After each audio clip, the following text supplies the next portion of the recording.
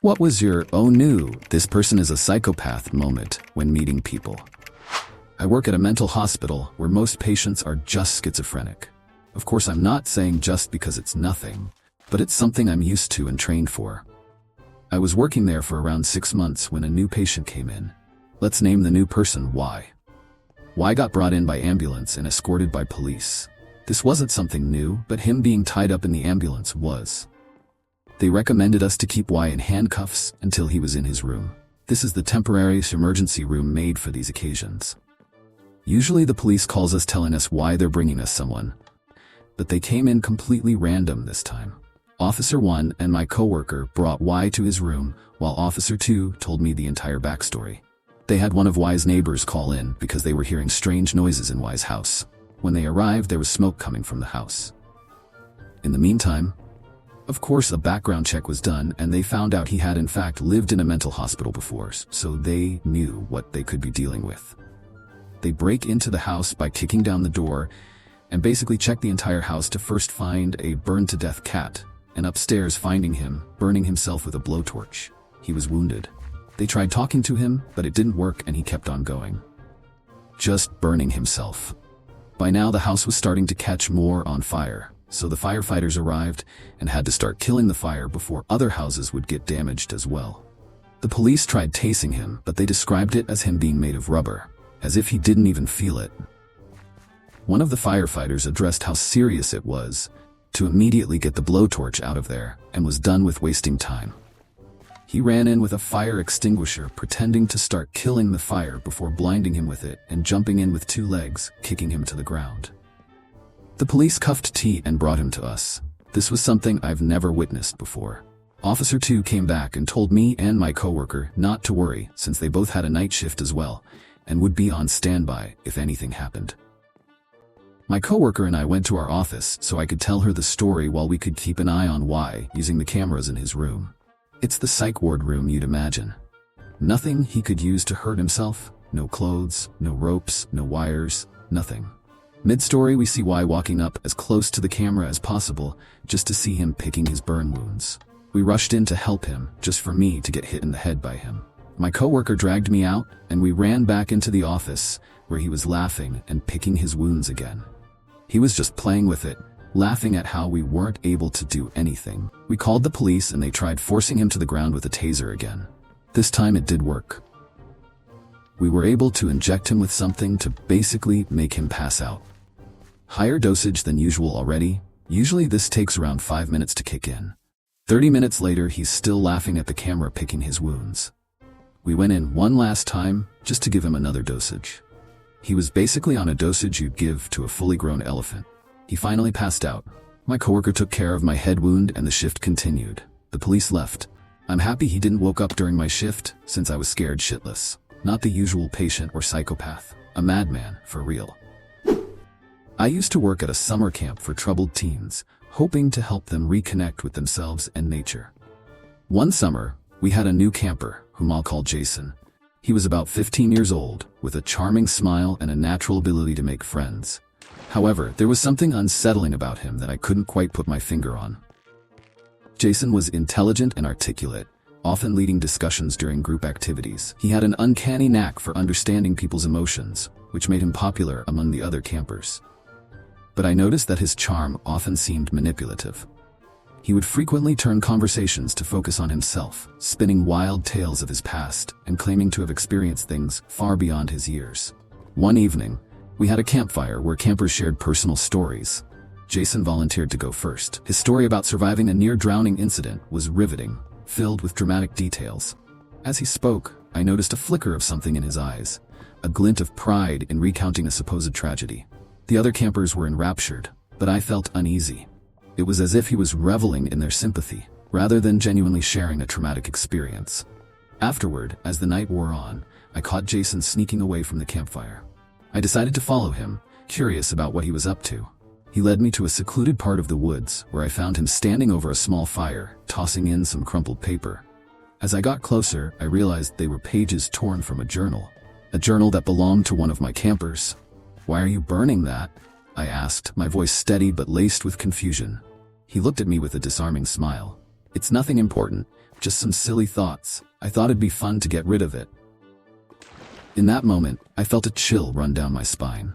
There was a stark shift in his demeanor. The charming facade melted away, revealing a cold, calculating gaze. You don't understand. It's about controlling the narrative. You have to remove what doesn't serve you, he said, his tone eerily calm. I tried to rationalize his behavior, thinking perhaps he was just trying to make a statement about letting go of the past. But then he added, "It's just like those kids. They all think they're the main character in their own story. But really, they're just side characters in mine." My heart raced. I felt a rush of adrenaline as I realized I was witnessing something sinister. I knew I had to get the other counselors involved before it escalated further. I turned to leave, but Jason blocked my path. "Don't ruin the fun," he said, his voice low and menacing. "You know I can make this place really miserable for you. Think about what would happen if the other campers knew you're not really as caring as you pretend to be." In that instant, I knew I was dealing with someone deeply unhinged. He wasn't just a troubled teen. He had a dark understanding of manipulation that sent alarm bells ringing in my mind. I managed to sidestep him and rushed back to camp, my heart pounding.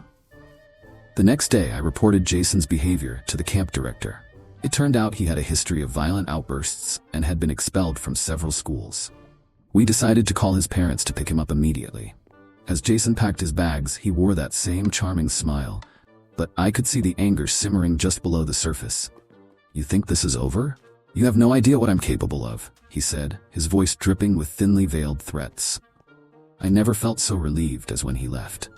I later learned he had a reputation for turning against anyone who crossed him, and I was grateful to have escaped his clutches. Looking back, that moment in the woods was a stark reminder of how quickly someone can shift from charismatic to chillingly dangerous.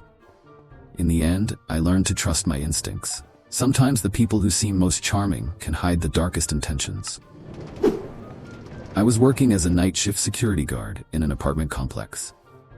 I got a frantic call from a resident I could barely understand. Majority of our tenants were foreign students from China. I went up there and the tenant beckons me into his apartment. He had just moved in. Inside was a woman covered in blood holding her arm. I get them calmed down enough that I can understand what they are saying. She was his neighbor. She had broken up with her boyfriend, who pulled a knife and started trying to convince her to do mutual suicide with him. She made a break for the door and he slashed her on the way out. The neighbor, hearing the commotion, let her in and called me. The wound is extremely deep. The neighbor is already on the phone with police, and I tell both of them to stay put. I'm going to go get my first aid kit and come back. I tell them, do not open the door unless it's me or the police. I got retrieve my kit and come back. When I get back, the neighbor's door is open and he's freaking out. Says the victim went back to her apartment to get her ID. People do some really bizarre things when they are panicking. I thought to myself, this is the dumbest thing I will ever do. And I went into her apartment. No weapons, not even body armor. I find her in her bedroom and tell her to forget the ID, we can sort that out later. When we went to leave, the ex-boyfriend is between us and the door, knife in hand. I'm standing between him and the victim. They are speaking Mandarin, which I only know a tiny bit of, so I can't understand what they are saying, but she is crying and pleading with him to stop. He, on the other hand, was stone cold. His voice was perfectly flat and even, no inflection at all, no emotion in it. He's standing perfectly still, not even shaking from adrenaline. He's not blinking. He's looking at her in the eye, and then he's looking at me and sizing me up before looking back at her. I could tell in that moment the only thing he was thinking about is whether he could kill me fast enough to get at her before she got away.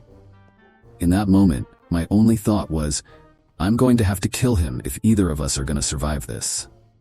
I could just tell that there was no reasoning with him, and he was quickly figuring out that I'm not armed. There was a moment that probably only lasted a second, but felt like minutes, where me and him were both silent, just staring at each other, eyes locked, waiting for the other person to make the first move. In that moment, the elevator dinged, and 2 cops came out. Ex-boyfriend barricaded himself in the bathroom next to him, and I got the victim out of there and ran back to the neighbor's apartment.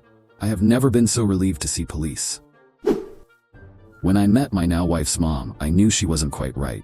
Her smile seemed fake, and everything about her seemed like she was a person acting instead of a person just being. Over time, the facade would crack and later crumble. It started with seeing how she treated customer service people who did nothing wrong. At a restaurant, and her steak was undercooked, she would scream at the server right off the bat, the server who obviously didn't cook the meal, and she would nearly pass out from lack of oxygen and her blood pressure going up so high. The oh shit moment for me was when I was supposed to drop my then girlfriend off at the airport.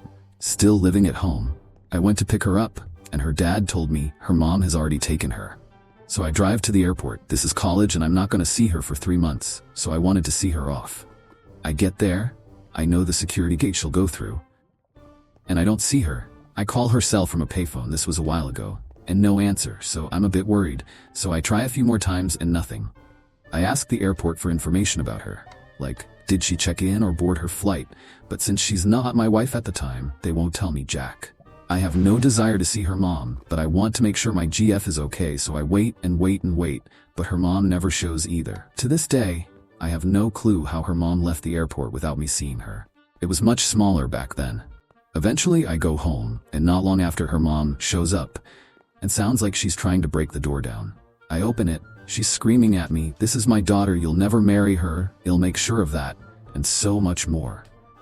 She's completely unhinged. I tell her I'm calling the police and she's gone before they show up. This is long before ring cams and whatnot, so they won't do anything since it's my word versus here, and can't get a protective order because those are much harder to get than most people think. I wish I could say we went no contact with her mom after this, but my now wife desperately wanted a relationship with her mom, so she tried for years after to make it work, but I refused to be alone with her mom after that.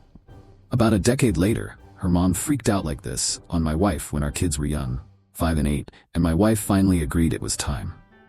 My wife thinks her mom is just unstable, but I genuinely do not believe her mom cares about anyone besides herself.